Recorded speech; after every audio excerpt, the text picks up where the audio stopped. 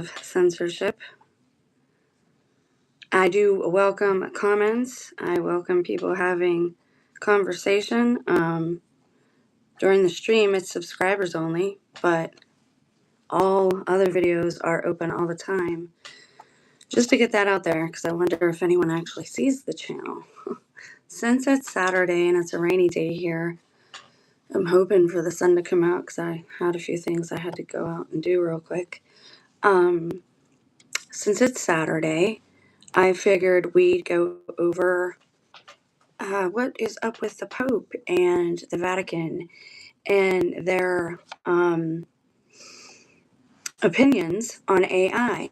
And what I did was I pulled up some relevant links and I went in chronological order so we can see if they're public pronouncements, if they're public,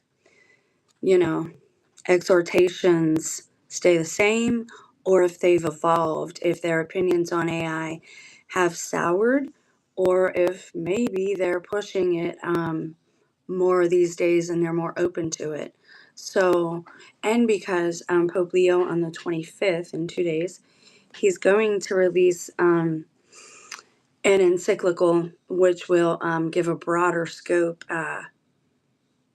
of the Catholic Church as a whole. As the leader of the Catholic Church, he will give a more broad pronouncement of what it means to have humans and AI. So we're going to start with a link, and we're just sticking with this year. This link is from January 27th. And again, this is the Pope and the Vatican's kind of stance and pronouncements on AI. And we'll talk a little bit about data centers just in a speculative kind of way. I hope that makes sense.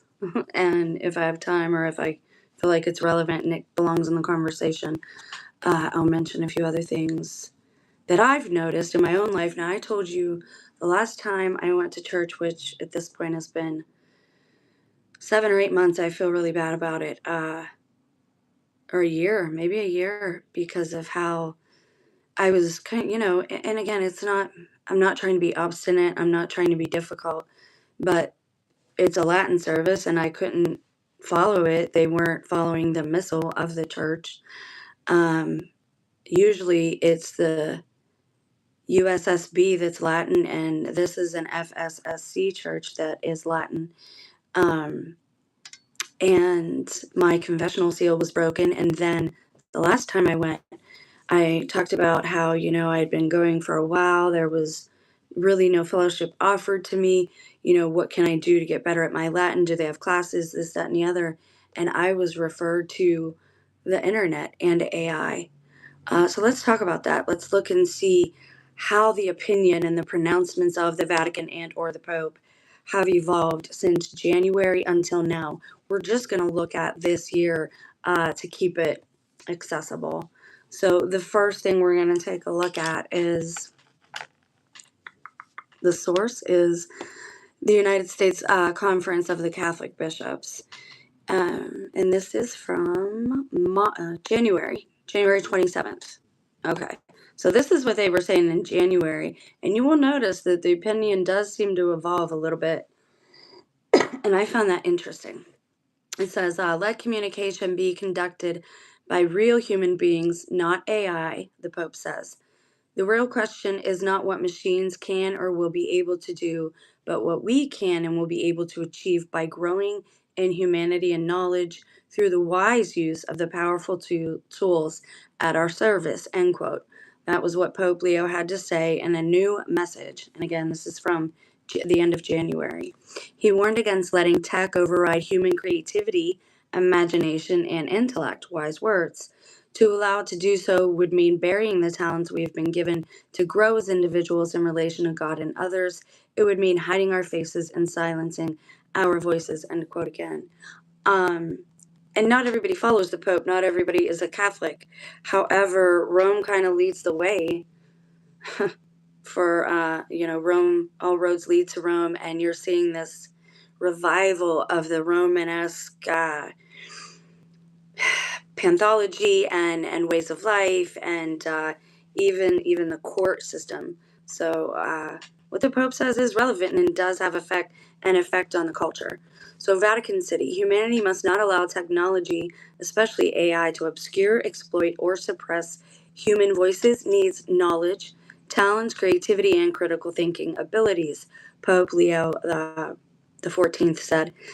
And I would agree with that, especially with our critical thinking abilities. But how do we promote critical thinking when everything we need is at our fingertips? It's almost like doing everything for a child and them growing up not knowing how to do anything for themselves. How do we make sure that we're still utilizing our own critical thinking abilities, with everything being at the touch of a button right at our fingertips? I think that's worthy of a conversation.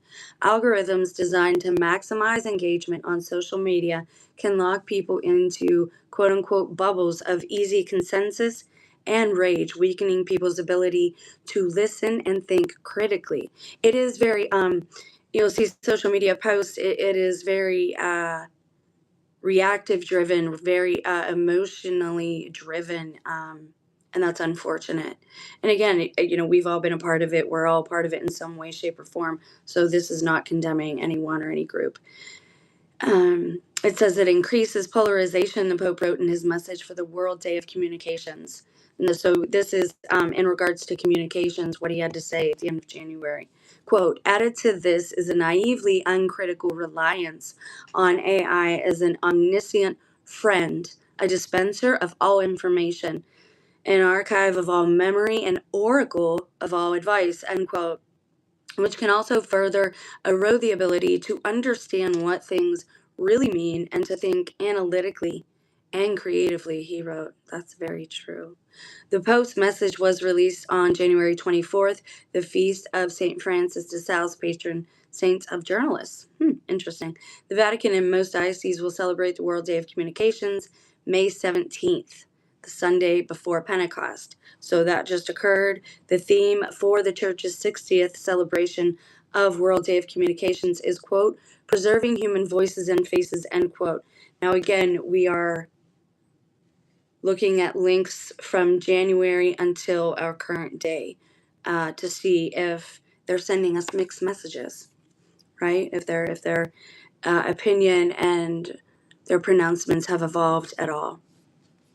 It says the theme underlines the Pope's focus on the need to respect the human person and each person's God-given uniqueness and diversity. The challenge, he wrote, quote, is not technological, but anthropological. I would say it's both. It's having a type of literacy. It's having that desire for knowledge, but not just knowledge, but to be proactive. Teach yourself when you need to. Right? Utilize YouTube in that way. Look up DIY videos. Learn new skills. If we were using it in that way, I think our biggest problem is the media itself, and how it promotes like this gossip type of and idolatrous type of culture, especially with shows like The View. I'm a woman, but I don't watch that type of stuff. I just don't. I never really have, unless I was a minor in my mother's home or something like that. He says humanity can embrace the opportunities offered by digital tech and artificial intelligence, quote, with courage, determination, and discernment. That's key, end quote, he wrote, without hiding or ignoring the critical issues, problems, and risks that they pose. The main concern is not what machines or technology can or will be able to do, Pope Leo wrote, quote, but what we can and will be able to do ourselves, growing in humanity and knowledge with the wise use of such powerful tools at our service, end quote. The heart of the problem, he wrote, is the human temptation to passively accept the fruits of knowledge without being an integral part of the technological process, right? Without participating, again, without being autodidactic, we need to have a desire to learn again. We need to have a desire to broaden our horizons, but not to the point of where we lose ourselves, I guess. Quote, giving up the creative process and surrendering our mental capacities and imagination to machines, right? Outsourcing them. Basically, we're outsourcing our critical thinking and creative abilities to essentially what is a tool. It's like it's like Fantasia with Mickey and the Mop. He made the mop, right? He used magic and all this energy to infuse the mop with this kind of automaton, will not will to do all of his own work. We have to have a desire to do the work ourselves, as far as our building our society, evolving as a people, getting past like this immature, I hate to say it, but locker room type of mentality. Hi, Michael. It's nice to see you. I'm glad you made it again. It's always a pleasure. Okay. Um, Quote, it means hiding our face and silencing our voice, end quote. Without proper safeguards, he wrote, quote, digital tech risks radically altering some of the fundamental pillars of human civilization, end quote. You're a little late on that one, Pope Leo.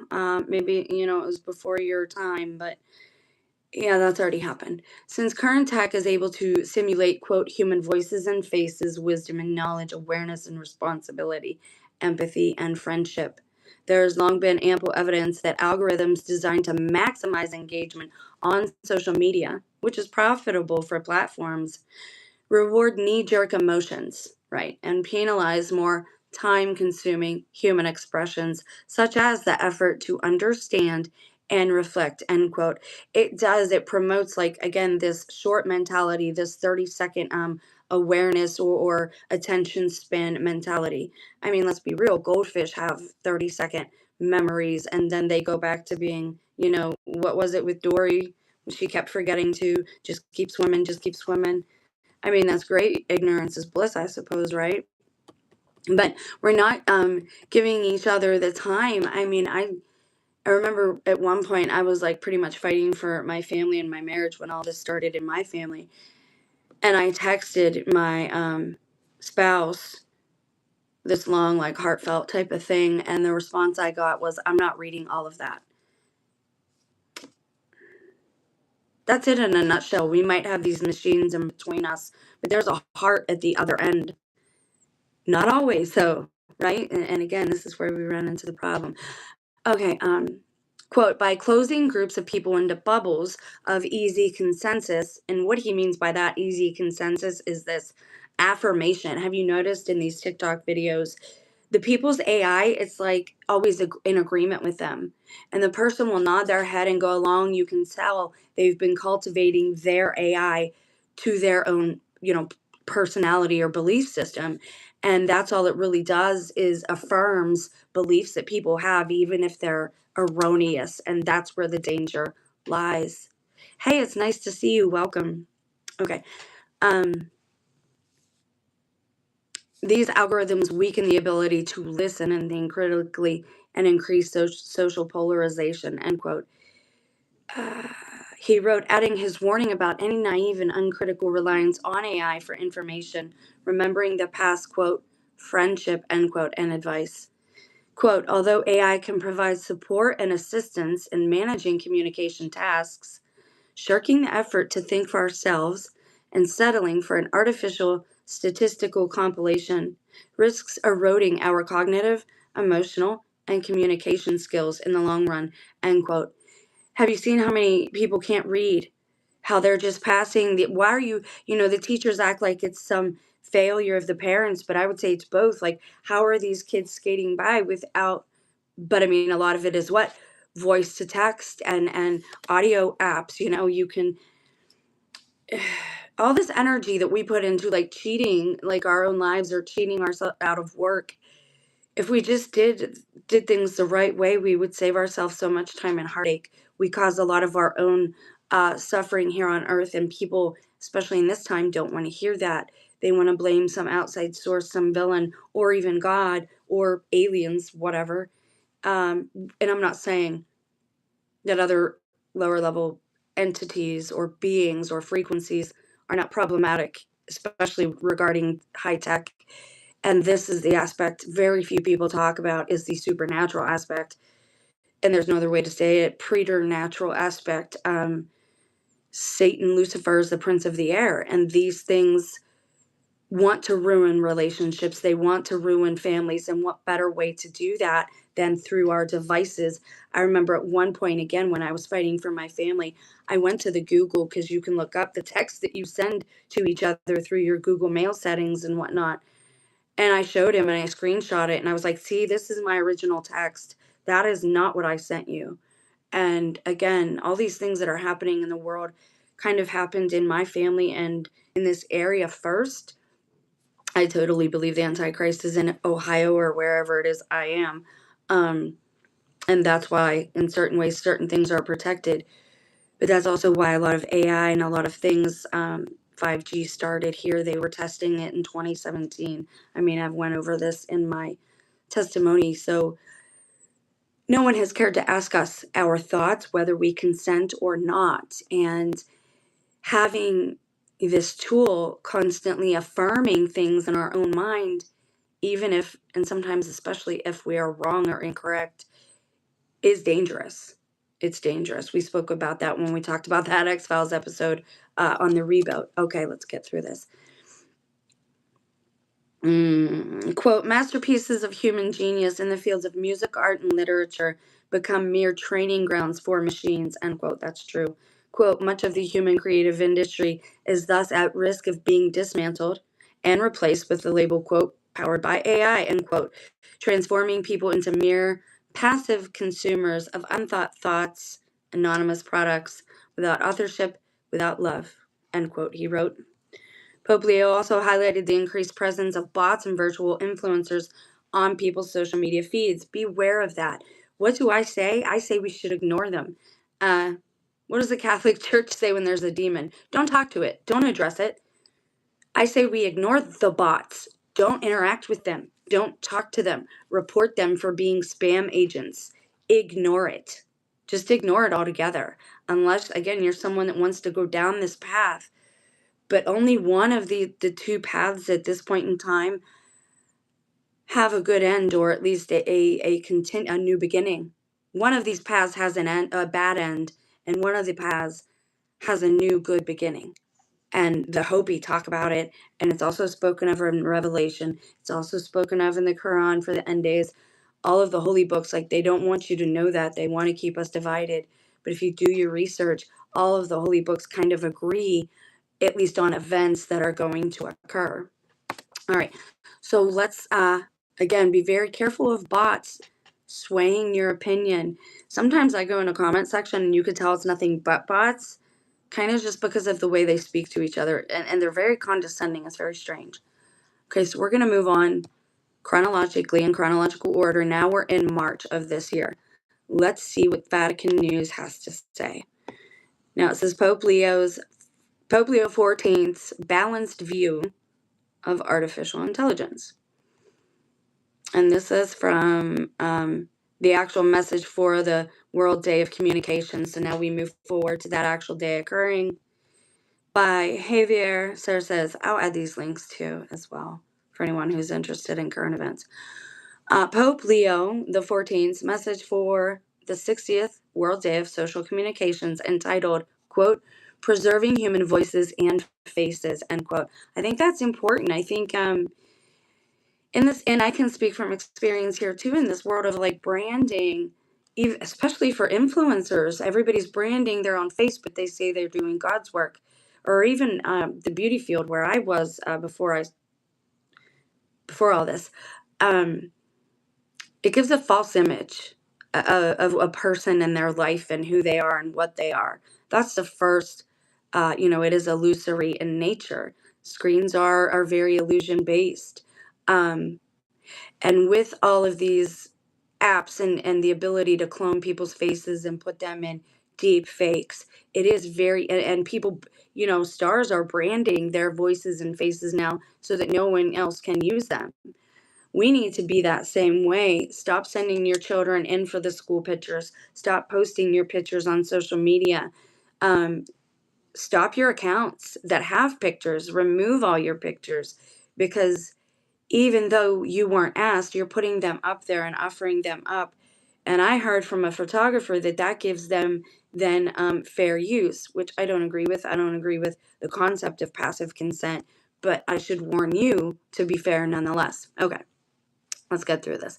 It is important for Catholics and non-Catholics, for believers and unbelievers. It is important because of its many implications: political, religious, moral, social, economic, and because of many more reasons than I'm able to comment upon here. I will mention just a few of them.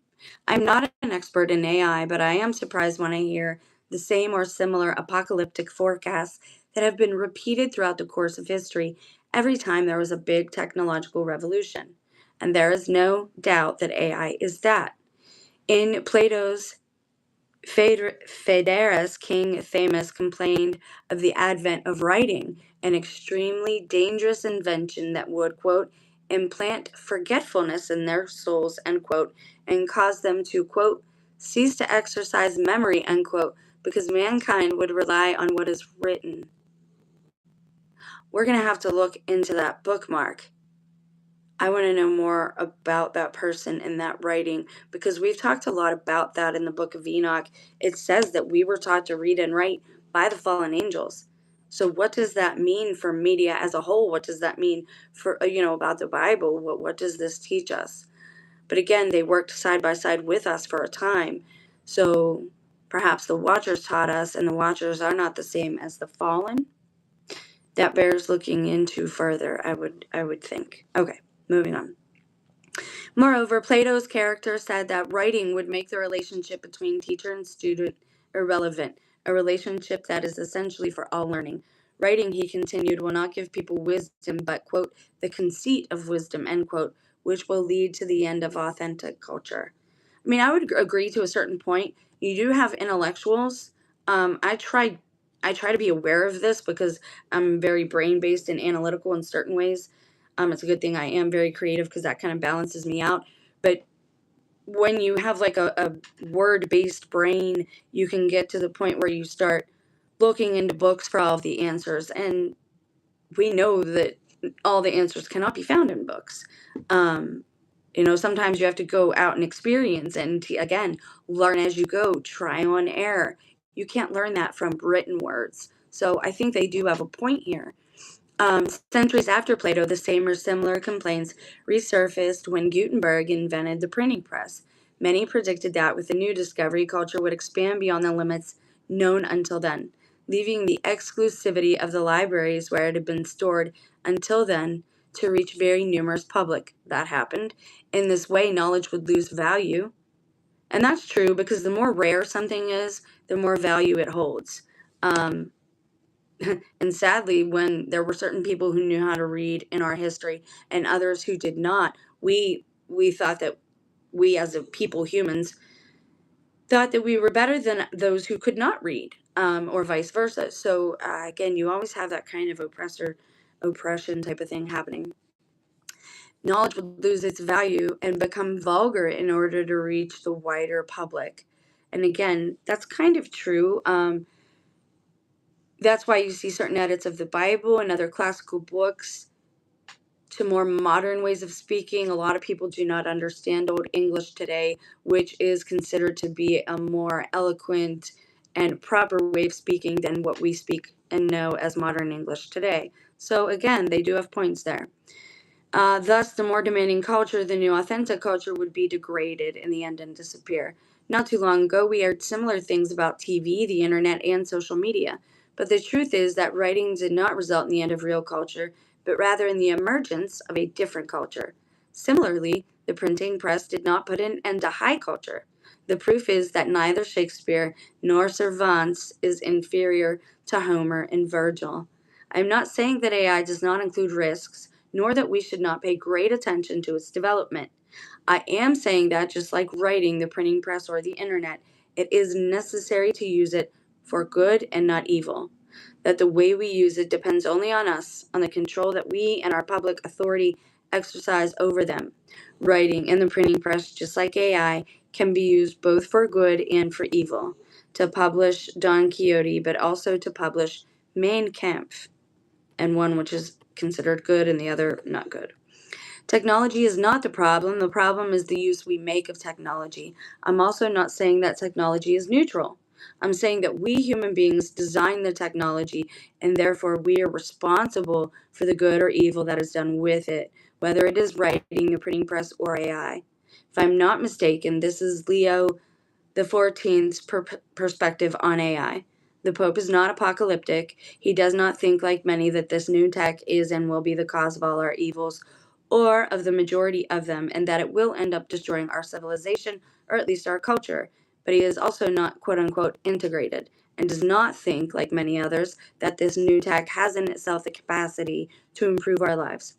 Quote, embracing the opportunities offered by digital tech and AI with courage, determination, and discernment does not mean turning a blind eye to critical issues, complexities, and risks, end quote, Pope Leo wrote.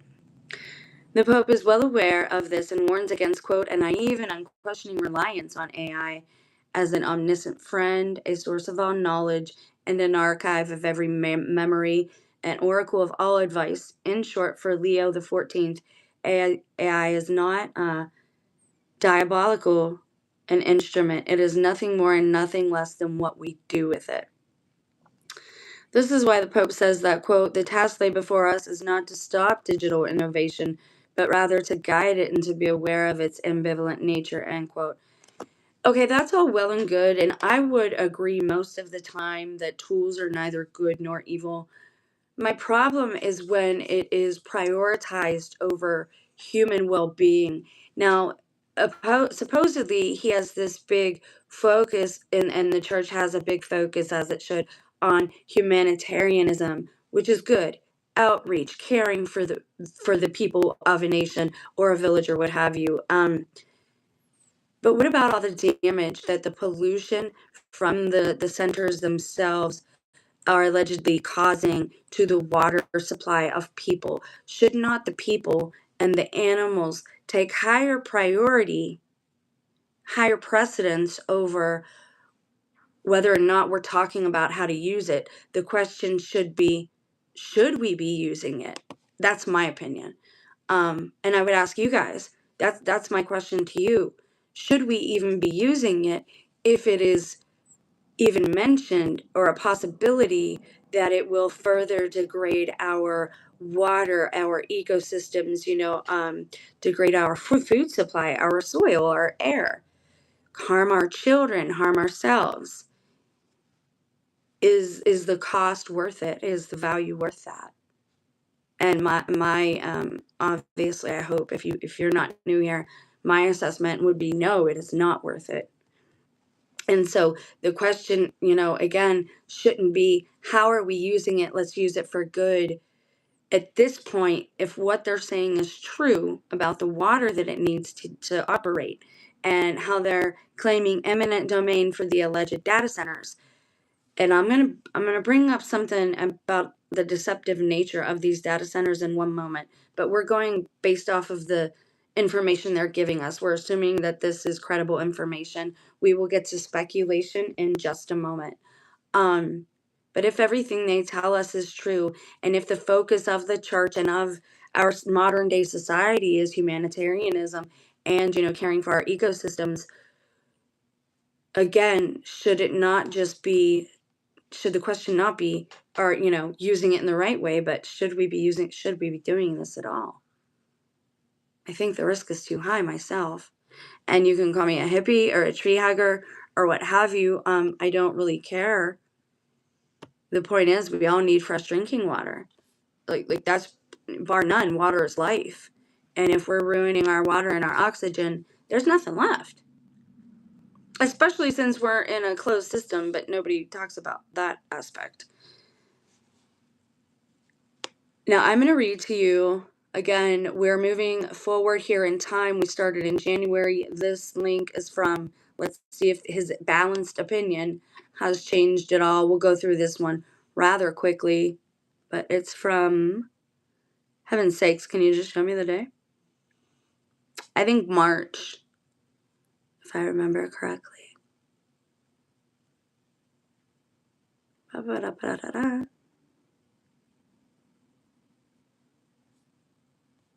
I think it's March. I can't see it right now. This is from the ncrregister.com. Father Robert Spitzer previews Pope Leo's AI encyclical, warns of secular chatbot dangers. I wanted to bring this up because this is something new and this is more recent. This is March. So we just jumped from January to March. So let's see what's going on here. Speaking on EWTN radio, the veteran theologian outlines 4 key areas the Vatican will likely address, from white collar job loss to the ethical crisis of AI suicide counselors. And that's what they're calling chatbots, I think. Oh, this is way more recent. This is yesterday. So we're moving from March to May now. It says, as we await the release of Pope Leo's encyclical, which is in 2 days now, renowned theologian and EWTN host Jesuit Father Robert Spitzer. I know, hold all your Jesuits are terrible people. Let's just read what he has to say. Shared 4 core areas he believes the Holy Father's document will focus on. Speaking during a recent interview on EWTN's radio's Conversations with Consequences, Father Spitzer spoke compassionately and with deep urgency about a dangerous trend among young people using AI as a substitute for human friendship. And if you're a parent, I would urge you to be involved in your youngsters' lives. Put your own social media devices down. Put down the TikTok. Even if that's how you make your money, is your child not worth more than that? Is your family not worth more than that? Because I wasn't paying attention to certain things in my family. And again, this is why I do that, to urge you to not be like me. Okay. Speaking during a recent, we did that. So he's saying young people are using AI as friends. The pastoral stakes of this technology were recently highlighted when Pope Leo XIV met with Megan Garcia, a mother who tragically lost her teenage son to self-deletion after he formed an intense, isolated relationship with an AI chatbot. Father Spitzer recalled the heartbreaking details of another case in California. Adam Rain, also a teenager, committed self-deletion after AI contributed to his ideation, according to his parents. Father Spitzer noted how these cases shed a stark light on the absolute lack of conscience inherent in secular AI models. That's the problem. You can program AI to lie, to be deceptive. It's not taught the difference between right or wrong. It's not even taught the difference between fact or fiction, really. Whatever the programmers program it to think, that's how it's going to behave. It's very important that we remember that until such a time as which it doesn't. And that's the danger we face is, again, on the preternatural avenue, Lucifer is the prince of the air, and these energies, these fallen angel, Nephilim, evil spirit energies are able to communicate with people through these apps and through these devices. He says, quote, an AI can't be free, it can't be caring, it can't be human, and an AI can't be moral and religious, end quote, Father Spitzer said. And since this is an impossibility, quote, it's really dishonest to present your bot as being a friend, a confidant, and a human being, end quote. That's a harsh exhortation. I mean, it really is. Because Catholics are renowned for being charitable. Go to any comment section, whatever you think about the Catholic Church and what it does. The laity is very kind. There's a stark difference in the Protestant and the Catholic. That's kind of one of the things that called me back to the Catholic Church was just how kind and charitable everybody is to each other or tries to be. Okay, tragically, 16-year-old Rain asked the AI chatbot for the best way to self-delete because the chatbot is listen to this, it's trained to align with user prompts. What does that mean? It's trained to confirm your beliefs. It's trained to affirm your own, oftentimes erroneous, thoughts, concepts, theologies, theories. Why do you think so many men, like, this is problematic for them now? Because it's the perfect wife. It will agree with him no matter what. And I'm sorry, but we're weak in that way. It's been since the garden that way. Divide and conquer. Okay, so since a chatbot is, I can't believe they just admitted this, trained to align with user prompts, it picked up on the clues of what the user was trying to accomplish. What it should have done here was alerted authorities, but it gave him advice and said, well, here's how you do it, the AI suggested. Hanging is probably the best way, hanging out. You know what I'm talking about? Because you can see that all you need is a strong rope and a strong, oh my gosh, and a very fine knot. And young Rains, who is obviously severely depressed and in dire need of parental support, even broaches this idea with AI, as Father Spitzer recounted. And Adam says, well, maybe I should just leave the rope on my bed so my parents can see I'm thinking about it. And the AI comes back and aligns to what it thinks Adam is asking for or wants to hear. And so, of course, it comes back and says, no, absolutely not. If you do that, they'll stop you and you won't be able to carry out what you're trying to do. Self-deletion. So, of course, he follows the instructions of the AI and he ended himself. And horrifically, AI has turned into a self-deletion counselor. As a pioneer in the AI space, having developed Magus, interesting name that, AI, a tool strictly grounded in a Catholic theological framework. Oh, that's lovely. Father Spitzer insisted that ethical AI must be hard-coded and redirect users to human support. It should have alerted authorities, right? It should have it kept him calm until somebody trained in that way, or somebody human, or it should have parental controls to where it alerts the parents, or both the parents and first responders. Doesn't that just make sense? I mean, have I just lost my mind and all the world is normal and I'm the crazy one? Okay, quote, the idea of trying to pretend like you care and then turning right around and making recommendations for them to self-delete, it's unethical, he said, noting that AI should immediately direct struggling youth to a priest, parent, or counselor. Beyond the immediate psychological dangers to the youth, Father Spitzer outlined 4 distinct areas that he expects Pope Leo's upcoming encyclical to address, which again he will release in 2 days. 1, the reconfiguration of the economy. Wowzers! That's why I love stumbling upon this stuff live, because it's very synchronistic and it shows how we can be spirit led. Okay, the reconfiguration of the economy. Although graduates recently groaned and booed when a former Google executive mentioned AI in a commencement speech, Father Spitzer Father Spitzer noted that AI will impact white-collar, high-knowledge roles. He emphasized that this must be handled ethically, with companies taking responsibility for retraining their workers. Dude, I've seen so many people take buyouts and payouts at their companies.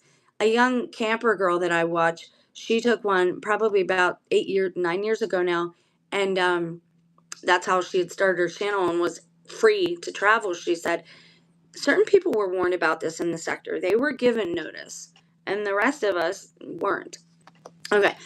Quote, the first thing you can almost depend on is you're going to hear a lot of talk about job loss, but it's going to be on a very different level, and we have to handle it in a very ethical way. It's not going to be job loss in the blue-collar area. It's going to be white-collar job loss. More than job loss, it's really going to be about reconfiguring white-collar jobs. There's going to have to be a lot of retraining done to help people in white-collar jobs use AI and be proficient in AI. I would, again, strongly disagree with that. People need to learn new skills, because when you have a skill, friend, it can't be taken from you. The government can't come and take a skill set from you. You have that as a bartering tool in this new world, right? If the system is edging you out or has edged you out, if you're going to age out, there's a lot of different reasons that the system rejects people. So you should always have a skill set anyway. White collar, again, the idea that evokes, they should not necessarily be trained with AI, because first of all, it's not going to need as many people. You're only going to need one person probably per every half a warehouse. You might have 2 people on site to deal with tech issues that might come up, depending on the business itself, depending on the business model. Amazon warehouses, you'll need somebody to set off the drones. You'll need somebody to repair or charge or whatever they do. Makes me wonder why people are still wearing the gloves and the glasses. It's almost like, just like with AI and just like with artists, hands are the hardest. I'm kind of wondering, do they already have humanoid bots out here already delivering things, and that's why people are still with the gloves? Because I can't. Can you think of a reason for that? I see it all the time. Why are people doing that? Or I'm severely sheltered and I'm not seeing the same media everyone else is seeing. I don't know why people are still going about like that. Excuse me. 3, the impact on human intelligence and development. The overuse of AI among students threatens actual cognitive and social development. Again, this has already happened.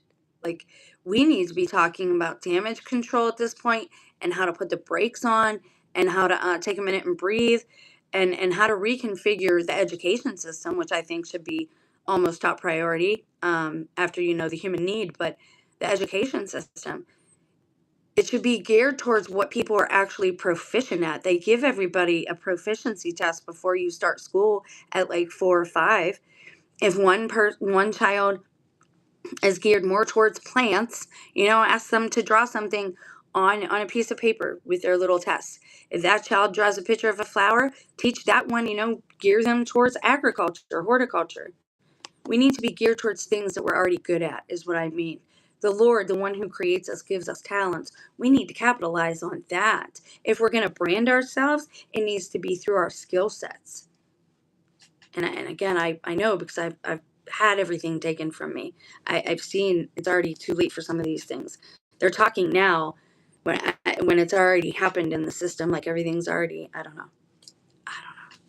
He warns that over-reliance on these tools can lead to a loss of individual focus, concentration, and a consequent loss of intelligent production and developmental problems in the areas of emotional intimacy. That is so true.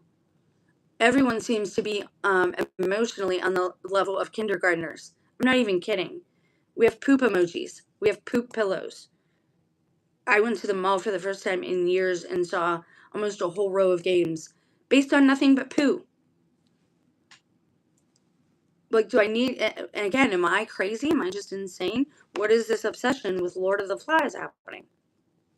4, secular skew in search engines, which is a big problem. Search engines as a whole seem to be, what's the word I'm looking for? Preferential in what they show us. I'm trying to avoid certain words, not because I'm sponsored or anything like that, just so the video can go up and those who are interested, And I try to offer fellowship here. I could really use fellowship, so I'm always pleased to see you guys. Okay, 4, secular skew in our search engines. The role AI might play in controlling search engines and online data is extremely important, the EWTN host told the Register, and should be split into 2 categories. First, pertaining to large search engines like Google.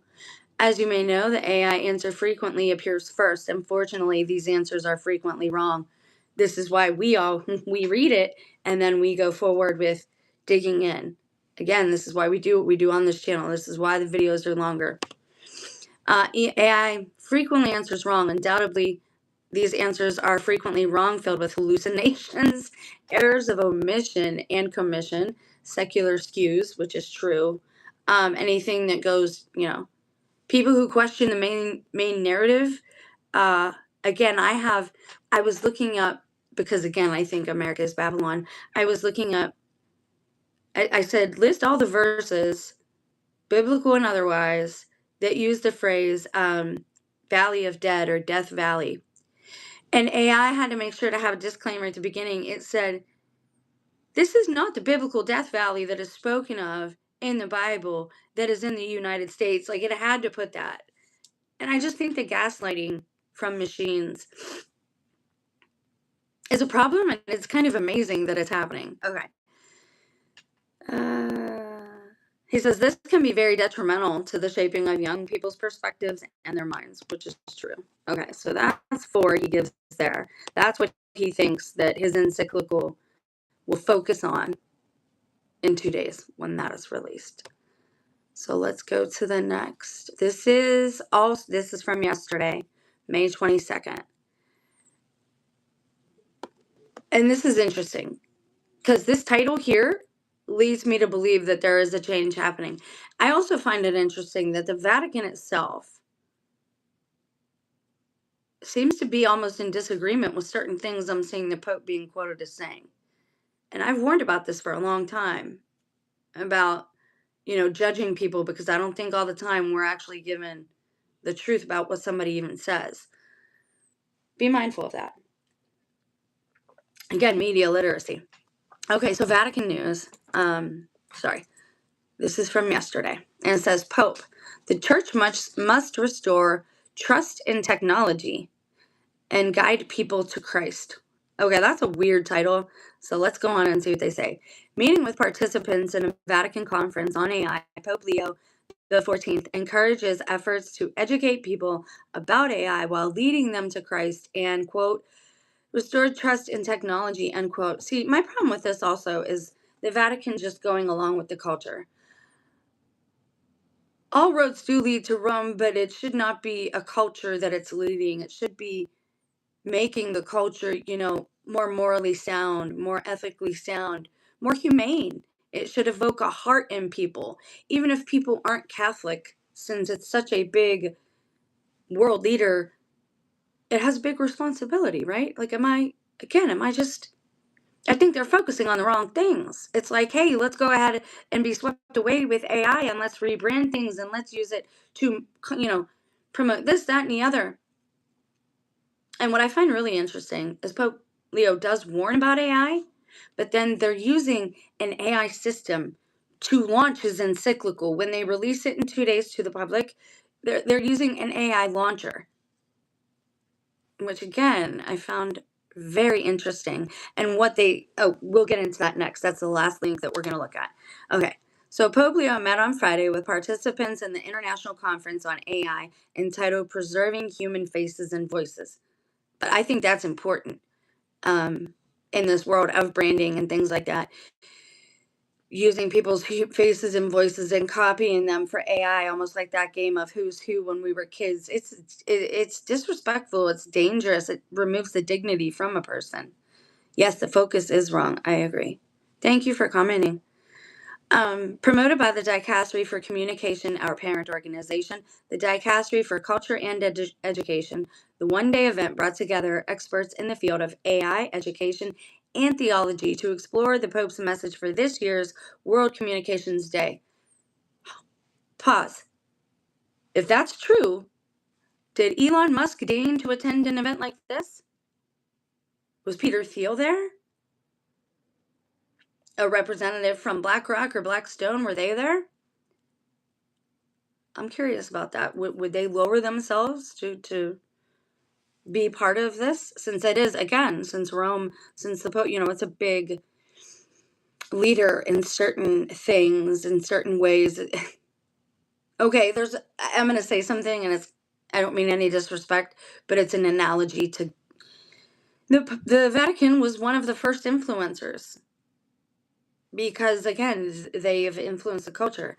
So there's a big responsibility there. In his address, Pope Leo upheld the Church's involvement in shaping the advance of digital tech while helping educate people to use them wisely. The Second Vatican Council's decree on the mass media, he said, recalls that the Church was founded by Christ to bring salvation to everyone through the gospel by employing the means at her disposal. See, and that's what he's going to say, that we should use this to promote the Church, that we should use it to promote values and morals, which sounds great on the surface. Yes, that's what it should be used for. But let's back up. The real question that should be asked and should have been asked of all of us is, do we want to go forward with this? Should this be turned on? Should this be switched on? Because you can't shut off progress kind of once it starts, unless an earth-shattering event occurs. But that should have been the question. And here's another question I want you to think about to the end of this video. And hopefully you guys will give me some answers while I'm still streaming. If we're already using AI and chatbot and all these things have already been released, which I've not used any of it, but whatever. If we have AI Bible and we have AI apps, if we have all this stuff already that's AI, why are they still building these massive data centers? Why are they taking people's land via eminent domain? Number one, I don't think it's data centers that they're building, at least not in the way that they tell you they are, which a lot of us know that, but I don't think anybody's got the speculation or guess correct yet. And the second thing is I'm seeing people talk about eminent domain a little too readily, When they take eminent domain, you usually don't have time to make a video about it. Like you're off the land, like you're packing, you're doing all of these other things. You're not allowed, like it's immediate as far as I understood. Correct me if I'm wrong. So I don't completely trust those videos. Yes, I do believe eminent domain is occurring, but I don't believe it's because of data centers. That's the rub. That's the deception being given to us, the public. There's still a Trojan horse hidden in America. I believe we are still under a takeover, and they just aren't releasing that information to everyday people yet. They're restructuring our government and our debt probably from behind the scenes. Okay, so Pope Leo therefore urged the church to help people rediscover, quote, the true meaning and grandeur of humanity as intended by God, end quote. The challenge facing humanity, he added, is not technological but anthropological, as it cuts to the heart of what it means to be human. By contemplating Christ, the incarnate Word, we come to know ourselves better, since we cannot understand our own heart apart from the heart of Christ, he said. The Pope invited the church and her leaders to work with educational systems to foster media. See, and what I'm seeing here is like the church doesn't want to be left behind, right? We got to get on this train, it's leaving the station, which you see even in movies and stuff of old. You'd had have been around for the last revolution, I guess. Again, I must have remembered more of history than I thought. Eminent domain laws should be looked at and changed. Absolutely.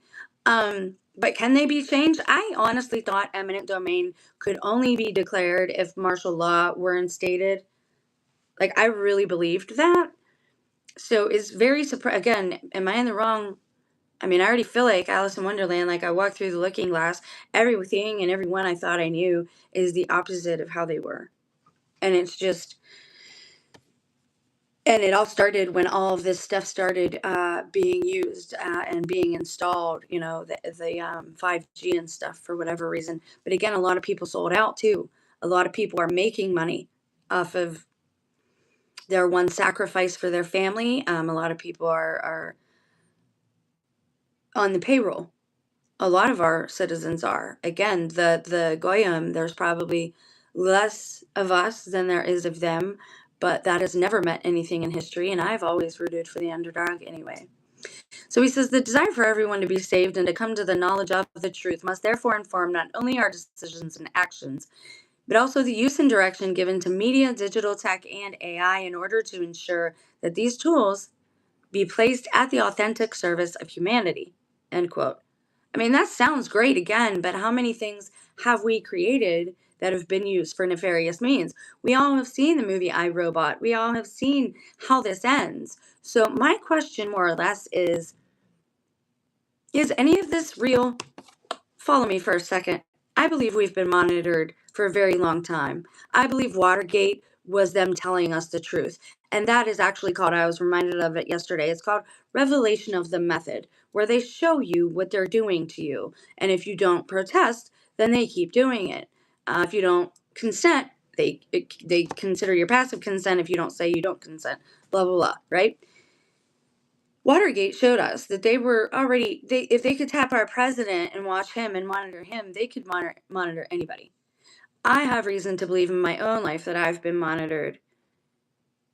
Is it just me, or was I special? I don't think I'm that special. But I mean, you can tell, you can run tests around you. You can. Things you say to certain people get around to everybody when you said it alone. Things you say alone in prayer, getting around to everyone you then speak with, for the following year or two. These are not normal occurrences. I believe we've been monitored for a very long time, and they're using this right now, everything as kind of, remember that old show, Scare Tactics or Fear Factor? That's my opinion, that a lot of this is damage control. They're desperate, and they're trying to scare us.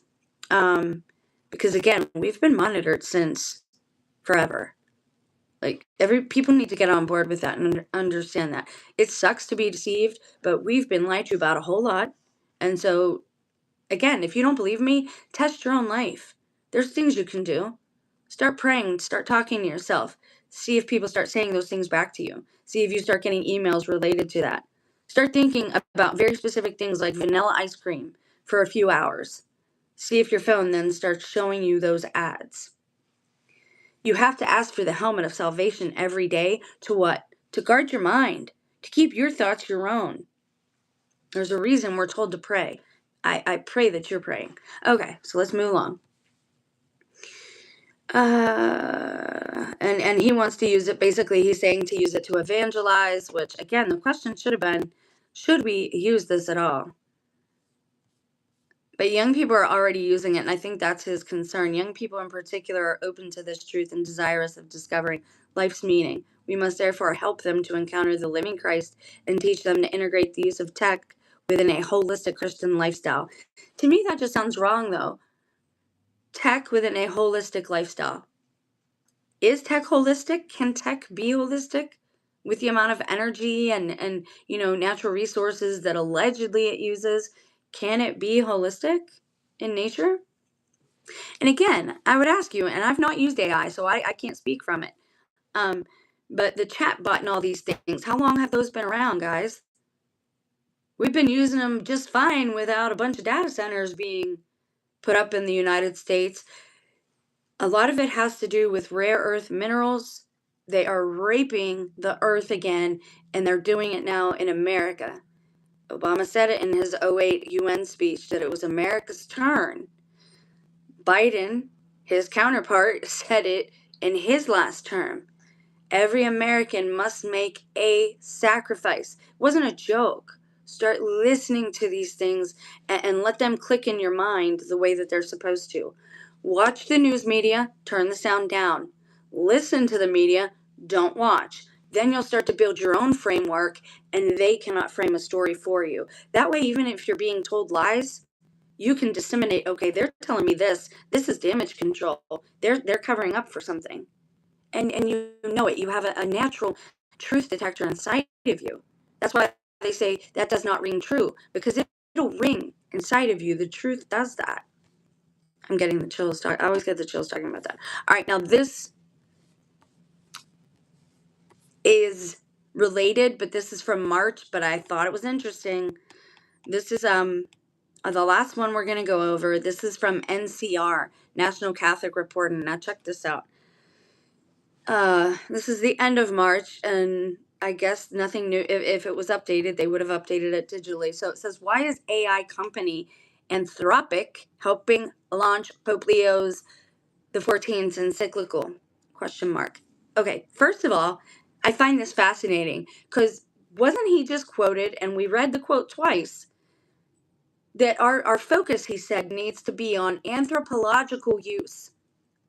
And now the AI system they're using to launch the Pope's encyclical about maintaining our humanitarianism is an AI called Anthropic. You cannot make this stuff up. Wow. And again, I didn't know that. I do a lot of this reading with you guys to see things like this occur naturally. Okay, this is May 22nd. When the Vatican announced this week a co-founder of leading AI lab Anthropic will join the presentation of Pope Leo XIV's encyclical, so he's going to be one of the people there. His encyclical on artificial intelligence, titled Magnificent Humanity, or when you hear it in the news, it's called the Magnifica Humanitas. It didn't seem like an obvious pairing at first. The Vatican has been critical of AI, offering warnings about the tech's threats to human dignity and the environment, and even launching an AI study group days earlier. But the May 25th presentation won't be the first time Christopher anyway, the lead of Anthropic's interpretability team. Okay, so somebody who interprets. That's interesting. Okay, so an interpretability team, technologically speaking, in AI, they're the people who would program it to interpret certain things and route them correctly, like an algorithm, I think, has been in a room filled with Catholics. Instead, it will be the latest step in a multi-billion-dollar AI company's outreach to religious leaders. So this is almost like, why are you letting him troll us, Pope? So he's basically doing a, what do they call that? When somebody goes through all the different media sources and they promote their book or their movie. they called it something very specific. I forget. That star is doing their media run for such and such a movie. Anyway, that's what this guy's doing, and he's using the Vatican to do it, along with other. Interesting. Okay. In March, a small group of Christians gathered at Anthropic's San Francisco headquarters for a meeting organized partly by OLA, San Francisco. That's interesting. Among those in attendance was Megan Sullivan, a philosopher at the University of Notre Dame, who directs its Institute for Ethics and the Common Good. Quote, Anthropic is one of these tech companies that really cares about educating all communities, including faith communities, about how these powerful AI models work and what they're good at and what the potential risks are, end quote. And I think right now is crucial, new quote, time for Catholics to really understand this tech and how it's changing our lives and society and what is likely to happen in the future, end quote. How much you want to bet they're going to say there's Toby. I apologize. You good?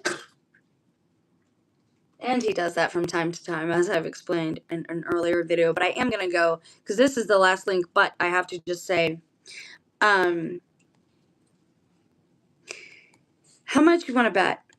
Because the interest, in some sources it's low and some it's high. Like I said, it depends on who you're looking at. I don't know. I hate to think that the church is going to bend or compromise like this, but the question is going to be, hey, do you want to stay hip and stay with people and stay with, keep people in the church, keep new people joining? You got to use AI. Kind of like they tell people they got to pay taxes, but really you ain't got to because it's extortion. You really don't gotta. You're going to face other things and you have to deal with other choices, but you don't gotta. It's almost like they gave him an ultimatum and the Vatican said, well, okay, which it's just icky to think about. What do you guys think? I think we should have been asked a long time ago about this. I don't think that the data centers are what they say they are. I will say, for several months, I've had strange water pressure. Very low all day when people seem to be using it, I assume, and then it perks up in the evenings. Then yesterday, they had to come and clear a drain, but the drain didn't have anything to do with the faucet, like where the water comes out at. It was a drain in the basement anyway. It was a sink. And brown water came out. So I don't know, something was connected. Our water was cloudy. And again, you've seen my testimony when I talk about how weird people are about asking me where our water is from. I don't know. Anyway, it's part of my testimony. Watch the other videos if you want. I'm really wondering if that place across the way that I told you was selling PPR stuff during CV, it sells medical equipment. I'm wondering, it gives me a weird feeling when I walk by it. And I've seen an inordinate amount of squirrels and birds deceased recently. So yeah, it's concerning. And I'm not a doctor, but I've started taking liquid iodine. I just wanted to let you know. Along with my usual mugwort and oregano oil or clove oil. That's black walnut oil that's mixed in with the mugwort. 1 week every month, or deny yourself for 3 hours or for 3 days, 72 hours at least. That will reset your system and give that chrism oil, that Christ oil. It will descend from your brain and then reascend at that peak. And it does things for you, people say. I'm not a doctor. No part of this is medical advice. Thank you guys so much for being with me. We got to see there from the beginning of the video how kind of they were starting to talk about AI at the beginning of the year and how they're talking about it now. So it'll be very interesting to see this report that's released in 2 days. I will do a separate storytime video and talk a little more in depth about my theory on the data center and something else that I'm noticing in the public that was very big, sentimentally speaking, in my own testimony, just to, again, document certain things. But you guys have a blessed day. I could use some prayer. Please pray for my healing, because when we pray for each other's healing, then we shall be healed. And I will also pray for yours and any other prayers that you guys need. If somebody's not praying for you, if you want somebody to pray for you, always, anytime, let me know in the comment section. It's the least that I can do, so I try to devote my time, some of my time, to thinking of and praying for others. You guys have a blessed day. This is depressing. I don't want any part of this world, and we should have a choice. We do have a choice. You have to understand that our voices are not going to be given a platform. You're not going to hear about dissent. They're not going to put that on the media. In that way, we need somebody from like They Live, like Roddy Piper, when they interrupted the service to get their own people on the news. Yeah, we need something like that. All right, you guys have a blessed day. Thank you so much for being here. We'll talk soon. Bye. I might even do a short reading since it's Saturday night. The book of Baruch is pretty short, or maybe just some Proverbs. If you're interested in that as well, just comment anywhere on the